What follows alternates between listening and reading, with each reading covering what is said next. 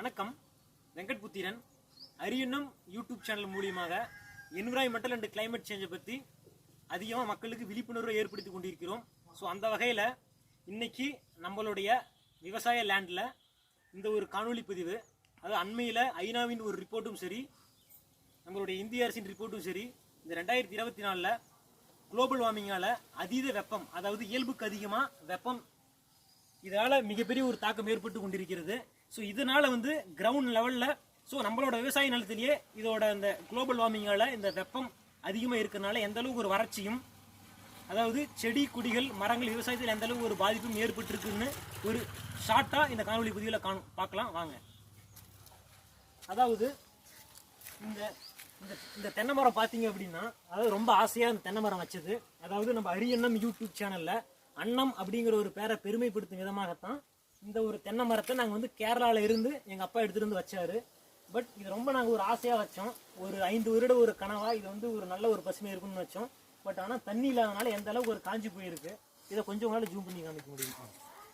ரொம்ப காஞ்சி போயிருக்கு. இது ஒரு மிகப்பெரிய ஒரு வருத்தத்தை அளிக்குது எனக்கு. இது உண்மையாலுமே எனக்கு ஒரு மிகப்பெரிய ஒரு வருத்தம் தான்.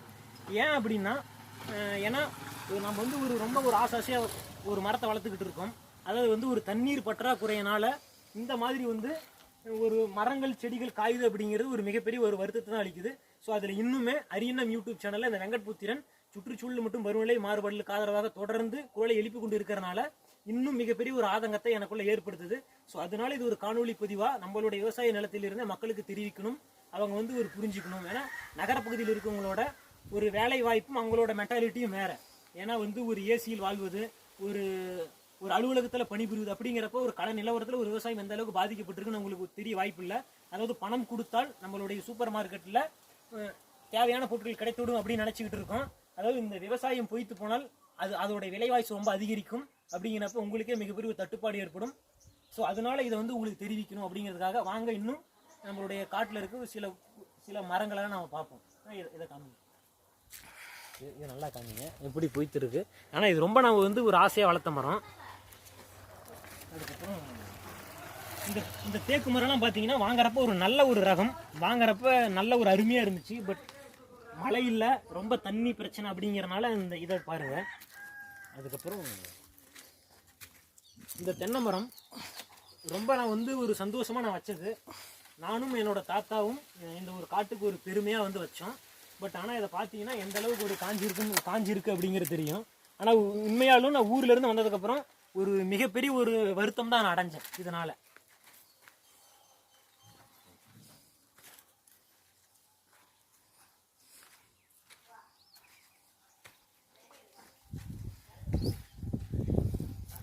நம்மளுடைய விவசாய பூமி, அதாவது பார்த்தீங்கன்னா நம்மளுடைய விவசாய பூமியில் ஒரு பாகம் இது.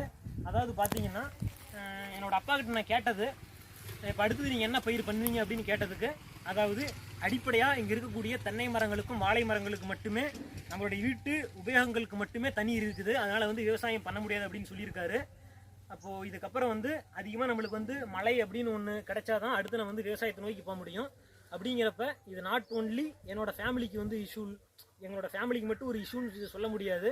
அதாவது இதில் இருக்கக்கூடிய விளைபொருட்களை நாங்கள் கொண்டு போய் அங்காடிகளில் விற்கிறனால பல இடத்துல நாங்கள் தானியங்களை கொடுத்துக்கிட்டு இருக்கோம். அப்படிங்கிறப்ப கண்டிப்பாக பொருளாதாரத்தில் மிகப்பெரிய தாக்கத்தை ஏற்படுத்தும். ஸோ இப்போ ஆர்பிஐ வெளியிட்ட மானிட்டரி பாலிசி எனக்கு ஞாபகம் வருகிறது. அதாவது இயல்புக்கு அதிகமான வெப்பம் கண்டிப்பாக நம்மளுடைய மானிட்டரி பாலிசிலையும் எதிர்வினையாற்றும். இதனால் உணவுச் சங்கிலி பாதிக்கப்படும் அப்படிங்கிறத என்னுடைய விவசாய நிலத்தை பார்த்தவரை நான் கிளியர் கட்டாக நான் புரிஞ்சுக்கிட்டேன். இந்த காணொலி பதிவில் நீங்களும் புரிஞ்சுக்குவாங்க. நம்மளுடைய விவசாய நிலத்தை அப்படியே காமிங்க. நம்மளோட விவசாய நிலம் மட்டும் இல்லாமல் அந்த அருகில் இருக்கக்கூடிய பக்கத்து காட்டிலையும் நீங்கள் பார்த்தீங்கன்னா அதோட ரிஃப்ளெக்ஷன் தெரியும். அது இங்கெல்லாம் உங்களால் காட்ட முடியுமா? இங்கே பாருங்க.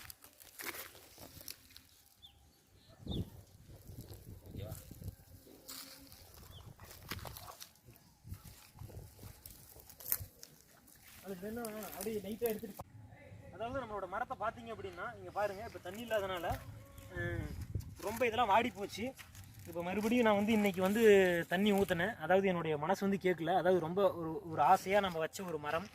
அதாவது இந்த மரம் ஒரு தண்ணி இல்லாத இதோட நிலைமை அப்படின்னா கண்டிப்பாக ஒரு இயற்கையால் ஒரு அழிவில் ஃபஸ்ட்டு ஒரு உயிர் விலங்குகளிலிருந்து மரச்செடிகளிலிருந்து தான் இதோட அழிவுகள் இதோட இந்த காலநிலை மாற்றத்தால் ஒரு மிகப்பெரிய மக்கள் எதிர்காலத்தில் துன்பப்பட போகிறத வெளிப்படுத்தும் விதமாகத்தான் இந்த மரச்செடி கொடிகள் இதெல்லாம் ரொம்ப காஞ்சிருக்கு.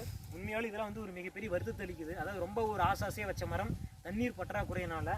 ஸோ இதுங்களுக்கு வந்து இன்னைக்கு இந்த நிலைமை அப்படின்னா கண்டிப்பாக எதிர்காலத்தில் நம்மளுக்கு வந்து உணவு சங்கிலியில் மிகப்பெரிய ஒரு பாதிப்பை ஏற்படுத்தும்.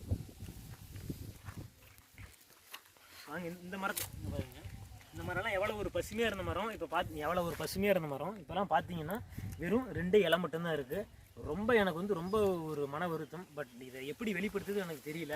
ஸோ இதுக்காகவே வந்து ஒரு காணொலி பதிவு நம்ம வந்து பதிவேற்றம் பண்ணணும் அப்படிங்கிறதுக்காகவே இந்த ஒரு காணொலி பதிவு.